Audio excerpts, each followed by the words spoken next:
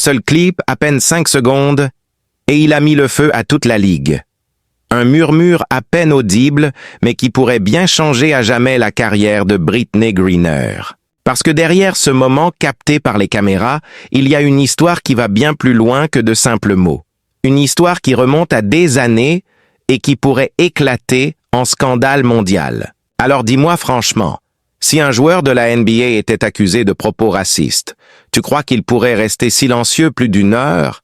Écris ta réponse en commentaire, je veux voir où tu te situes. Tout commence lors d'un match intense entre Caitlin Clark et Brittney Griner. Un duel déjà attendu comme électrique. Mais ce qui aurait dû rester un simple contact sur le parquet s'est transformé en quelque chose de bien plus grave. Les caméras captent Griner en train de marmonner. Et les internautes, eux, n'entendent qu'une seule chose. Trash. White girl. Un mélange explosif de trash talk et de tension raciale. Et à ce moment précis, personne ne sait encore que ça ne fait que commencer. C'est le début de l'incendie. Très vite, des extraits ralentis circulent sur X, TikTok et YouTube. Les uns jurent avoir lu White Girl, les autres défendent la version Whack Call. Lip readers amateurs s'en mêlent, chacun postant sa preuve définitive au ralenti, flèche rouge à l'appui. Le problème? Peu importe la vérité, le clip est déjà devenu viral. Et sur Internet, la perception, c'est la réalité. Brittney Griner, elle, choisit de ne rien dire. Pas un tweet, pas une interview, pas même une story. Ce mutisme est comme une braise qui attise encore plus le feu. Imagine, t'es accusé de balancer un propos raciste et tu restes muet. Soit tu prépares une défense en béton, soit tu n'as rien à dire. Dans les deux cas, le silence parle plus fort que les mots. Pendant que Griner garde le silence, les réactions se multiplient. Des fans outrés, des critiques furieuses et même Skip Bayless, figure médiatique bien connue qui accuse la WNBA de regarder ailleurs face à une faute grave. Le sujet dépasse le terrain. Il devient un débat sur les 2 poids 2 mesures dans le sport professionnel. Et chaque minute qui passe rend l'affaire plus brûlante. On ne parle pas ici d'une joueuse quelconque. Brittney Griner, c'est la star qui a été échangée contre le Merchant of Death, Victor Bout, trafiquant d'armes notoires. Une transaction qui ressemblait à un scénario de film d'action. Sauf que c'était bien réel. Cette image de privilège international refait surface aujourd'hui et pour beaucoup, elle jette une ombre sur tout ce qu'elle touche. Le passé, parfois, revient au pire moment. Et si le scandale actuel révélait une vérité plus large? Certains avancent que si une autre joueuse, blanche, moins connue, avait été dans la même situation, elle n'aurait jamais connu le même sort en Russie, ni aux États-Unis. Dans l'opinion publique, Griner coche toutes les cases, noire, femme, ouvertement homosexuelle, et protégée par un système qui préfère éviter les vagues. Mais aujourd'hui, les vagues sont là, et elles sont gigantesques. Is it possible that's what you said? No, would never say that. Like, there's no place for that in our league. Si tu veux connaître la suite, reste bien accroché. On n'a pas encore parlé de la rumeur qui explose en ligne et qui pourrait bien être le plus gros rebondissement de sa carrière. Have you ever dated a man? Nah. Et Never. puis, un autre front s'ouvre.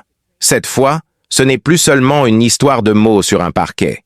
C'est une rumeur qui, en quelques heures, dépasse largement le cadre du sport. Une question brutale lancée par certains internautes.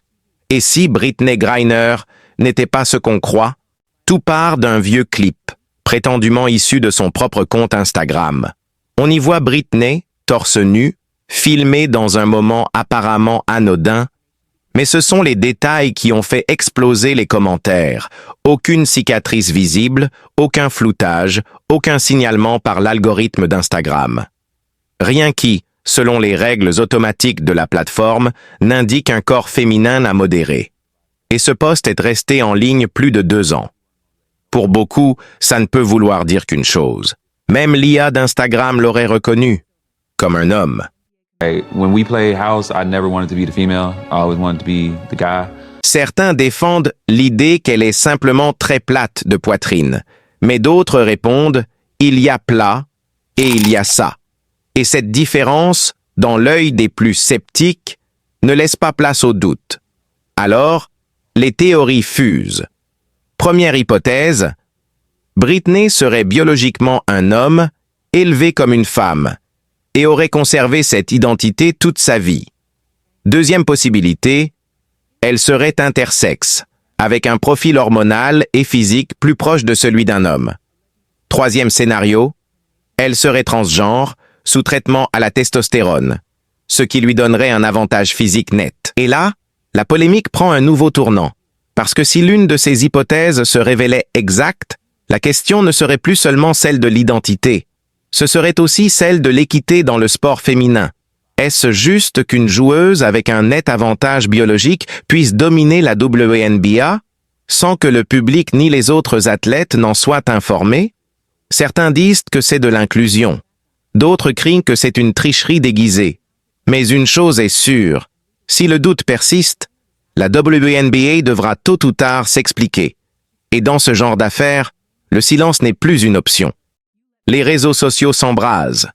Chaque heure, de nouvelles captures, de nouveaux ralentis, et même des comparaisons anatomiques circulent. Les débats ne sont plus confinés aux fans de basket, journalistes, influenceurs et même certaines figures politiques entrent dans l'arène. Des experts du sport féminin prennent la parole. Certains rappellent que la question du genre dans les compétitions féminines n'est pas nouvelle. On pense à Caster Semenya, l'athlète sud-africaine double championne olympique, forcée de réduire son taux de testostérone pour continuer à concourir, ou encore Alia Thomas, nageuse transgenre qui a suscité une tempête médiatique après ses victoires en NCAA. Les arguments s'entrechoquent. D'un côté, le droit à l'identité, le respect de la vie privée, la lutte contre la discrimination. De l'autre, l'équité, la transparence et la protection des compétitions féminines. Deux visions, deux vérités et un gouffre entre les deux. Pendant ce temps, la WNBA reste muette. Pas de communiqué, pas de prise de position claire. Chaque jour, sans réponse, donne l'impression d'un système qui protège plus sa réputation que ses joueuses. Et ça, pour beaucoup, c'est déjà une forme de réponse. Des voix s'élèvent pour demander une enquête indépendante, avec analyse médicale et résultats rendus publics. Pas par curiosité malsaine, mais par souci de justice pour toutes les athlètes qui partagent le parquet. Parce que si la WNBA laisse planer le doute, c'est toute la ligue qui perd en crédibilité. La vérité? Personne, pour l'instant, ne la connaît vraiment. Mais ce qui est sûr, c'est que cette affaire ne s'éteindra pas toute seule. Trop d'intérêts en jeu, trop de passions enflammées. Et quand la vérité finira par éclater, peu importe sa forme, elle fera l'effet d'une bombe. Alors, la question reste entière. Faut-il une enquête officielle sur l'éligibilité de Britney Griner? Ou laissons-nous cette histoire se perdre dans le brouillard, comme tant d'autres avant elle? Si tu veux connaître tous les rebondissements à venir, abonne-toi et active les notifications. Parce que ce qui arrive pourrait bien être encore plus explosif que tout ce qu'on a vu jusqu'ici. Ce contenu est basé sur des informations publiques et des discussions en ligne. Il ne s'agit pas de conseils professionnels ni d'une affirmation définitive des faits. Dans toute affaire sensible, seul un expert qualifié et une enquête indépendante peuvent établir la vérité.